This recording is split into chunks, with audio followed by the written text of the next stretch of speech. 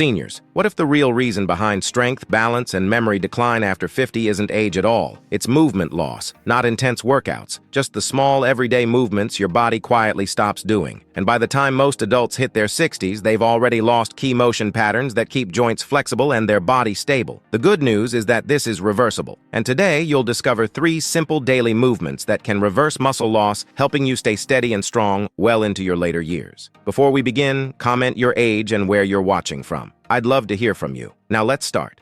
Number 1. Sit to stand. This is one of the most important movements for staying strong.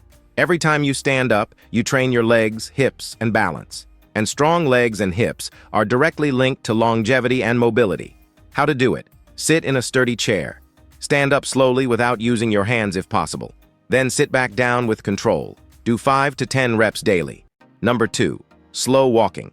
Instead of rushing, you slow down your pace and focus on each step, heel to toe. Why it works? As we age, balance declines not just from weak muscles, but from reduced coordination. This movement reactivates stabilizing muscles and improves brain-body coordination. Start with 5 to 10 minutes daily and increase as you feel comfortable. Number 3. One-leg balance. This might look too simple, but it's incredibly powerful. Balance isn't just physical, it's neurological. When you stand on one leg, your brain, muscles, and inner ear all work together. Stand on one leg for 20 to 30 seconds, then switch. Why it works? It trains your brain, core, and coordination all at once, reducing fall risk.